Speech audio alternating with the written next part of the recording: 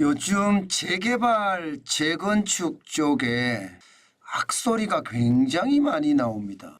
공사비 갈등이 그만큼 크다는 거거든. 쉽게 말하면 재개발을 하는 주체, 재건축을 하는 주체들 공사비를 많이 부담해야 된다는 뜻이에요. 그 때문에 시공사들하고 계속 트러블입니다. 사실 공사비가 올라도 진짜 너무 많이 올랐어요. 2019년에요. 3.3제곱미터당 490만 2천 원이었습니다. 그런데 2023년에는 754만 5천 원이에요. 4년 새에 53.9%가 올랐습니다. 평당 오른 금액만 264만 3천 원이에요. 진짜 많이 올랐죠. 이러니 공사비 갈등이 안 생길 수가 없지요. 계약은요, 2019년에 계약을 했는데 공사가 들어가는 것은 실질적으로 2022년, 2023년 이렇게 공사가 들어가면 공사비가 적어도 말입니다. 30%, 40%, 50% 오르니까 시공사 입장에서도 손해보고 장사 못하겠다.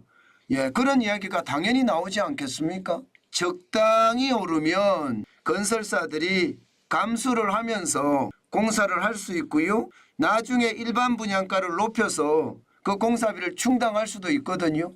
워낙 많이 오르니까 이게 충당이 안 되는 겁니다. 게다가 워낙 많이 오르니까 이게 재개발이나 재건축을 하는 집주인들 입장에서도 부담이 굉장히 큰 거예요. 그러니 갈등이 굉장히 커질 수밖에 없지요. 저는 여러분 이렇게 되면요. 결국 말입니다.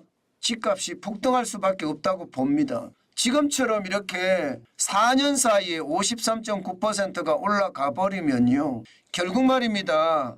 이 공사비는 아파트 값에 부담이 될 수밖에 없습니다.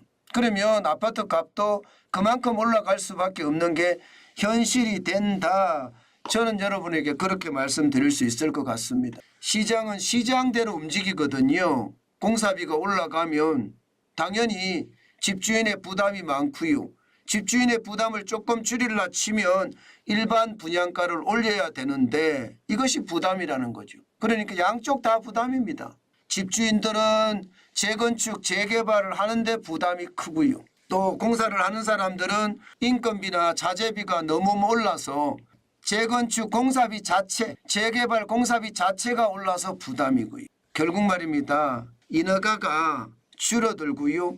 착공이 줄어드는 것도 모두 공사비가 원인입니다.